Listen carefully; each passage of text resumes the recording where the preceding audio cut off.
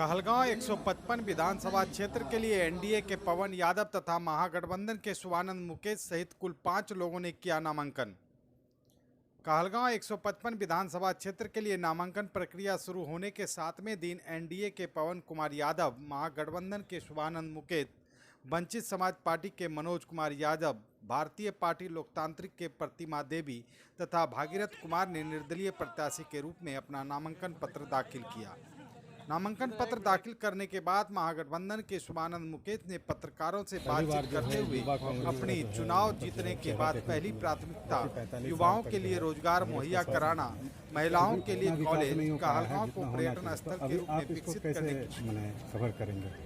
पहली चीज़ विकास के मामले में मैं आपको आश्वस्त करता हूं कि पूरे बिहार में पहला विधायक द्वारा रिपोर्ट कार्ड 10 सालों का लेखा जोखा मैं प्रस्तुत कर रहा हूं। ये एक इस पारदर्शिता को दिखाने के लिए कि किस तरह सशक्त होकर के कांग्रेस का समर्पित विधायक जो हैं 10 साल काम किए हैं, वो मैं पहला एक नई परंपरा शुरू कर रहा हूँ। दूसरा है ये रिपोर्ट कार्ड है 368 करोड़ का, और ये 10 सालों का लेखा जोखा, और इसमें मैंने प्रखंड वाइज सारा चीज़ दिया है। तो ये कोई ऐसा नहीं है कि बैठी बैठाई बात है, सारा चीज़ का इसमें एक एक रोड, एक एक कम्युनिटी हॉल, सारे चीज़ का लिखा। युवा चेहरा की बात कर रहे हैं, देसी युवा हो गया है, तो अब तो युवा को तो आगे आना होगा। तो क्या माने कि ये युवा चेहरा से जो है कहलगांव जो है खिलेगा? जरूर, और जो कहलगांव की अपेक्षा है, जितनी तेज़ रफ्तार से वो काम चाहती है, यहाँ की जनता चाहती है, उसके लिए युवा नेतृत्व की उनकी अपेक्षा है, और वो उसके लिए मैं कटिबद्ध हूँ। चुनाव जीतने के बाद आपकी प्राथमिकता क्या है? प्राथमिकता शहर के लिए अलग है और ग्रामीण क्षेत्रों के लिए अलग है। शहर के लिए कहलगांव को पर्यटन स्थल, सीवेज ट्रीटमेंट प्लांट, एक महिला कॉलेज, इस तरह की बहुत सारी, कन्वेंशन सेंटर, मरीन ड्राइव की बात है। गांव के लिए सिंचाई की व्यवस्था समुचित, क्योंकि सड़कें बन गई हैं, और एक गांव को दूसरे गांव से जोड़ने के लिए पहले एक तो सुविधा है ही, कैसे उसको 2-3 रोड सड़कें मिले, ये मेरी प्राथमिकता है। पुल कैसे उसको मिल सके, ये प्राथमिकता है।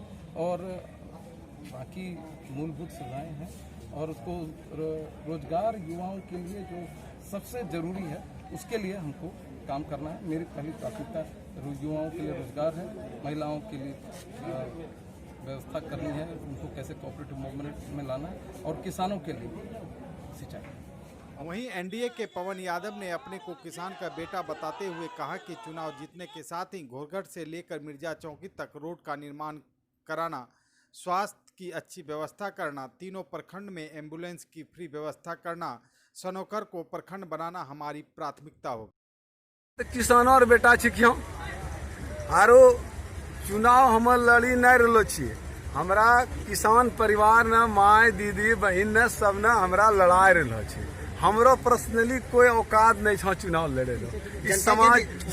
समाज ने हमरा चुनाव लड़ाई रहो छे, ये हम चुनाव लड़े लो छे, और चुनाव ये से लड़ाई रहो छे कि हम किसान रो बेटा छिके, और कल के रे बेटा तोरा इतना बड़ा खिलाए पिलाए कर दिले छियो, यही ला कोई काम धंधा नहीं देखे, कोई चीज विकास रो काम नहीं छे, तो नुनू तोरा विकास रो काम कर। हमने आज प्रतिज्ञा लेते हैं पूरे समाज के सामने कि समाज का हम छोटा बेटा भतीजा हैं, भाई हैं, और पूरी निष्ठा से अपने समाज का विकास का काम करेंगे। आपकी पहली प्राथमिकता क्या होगी? पहली प्राथमिकता होगा हमारी कि घोरघाट से लेकर करके मिर्जा चौकी से साहेबगंज तक 10 मीटर का ये लेन जो NH80 है उसको बनवाना, और 2-2, 2.5 मीटर दोनों तरफ शोल्डर बनवाना, जो कम से कम आने वाली यहाँ से जो भी आवागमन है हमारे बीच में, ये हमारे यहाँ झारखंड, बिहार और बंगाल का ये हार्ट है।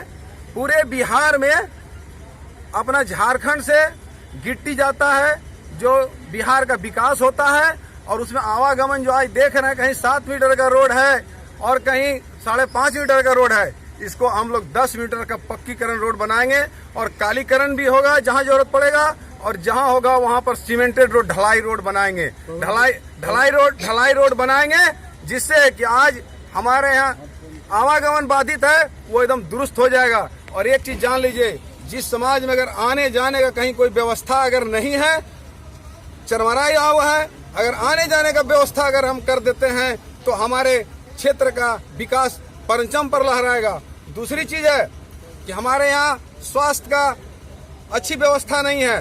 स्वास्थ्य का पूरे भागलपुर जिला में बहुत अच्छा व्यवस्था कराएंगे।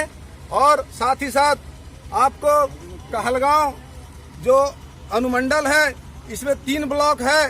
जस्ट चुनाव के बाद तीनों ब्लॉक में एक एक नया एम्बुलेंस देंगे। जो मेरी गांव समाज में जो गर्भवती महिलाएं हैं, जिनको जाने में असुविधा होता है एक जगह से दूसरे जगह, उनके लिए हम तुरंत मुहैया कराएंगे और वो फ्री सेवा रहेगा माताओं के लिए। साथ ही साथ एक सनोखर में एक बहुत बड़ा हॉस्पिटल का दर्जा वहां पर दें। इसके बाद अपने यहाँ हर जगह हो गया 4 लेन। हमारे यहाँ पर 4 लेन का भी अनुमति हो गया है। उसको अविलंब हम लोग चालू कर करके देखिए, केंद्र में अपनी सरकार है और बिहार में भी चाहेंगे कि आप लोग तमाम युवाओं का और गार्जियन का स्नेह से और बिहार में ऐसा एक भारतीय जनता पार्टी का आप लोग राज स्थापित करिए, जिससे कि विकास का काम बहुत तेजी से हो सकता है। वंचित समाज पार्टी के मनोज यादव ने कहा कि हम वंचित समाज की आवाज बनकर वंचितों को, दलितों को, उपेक्षितों को सामाजिक न्याय देने का काम करेंगे तथा कहलगांव विधानसभा को भ्रष्टाचार मुक्त करना हमारी प्राथमिकता होगी।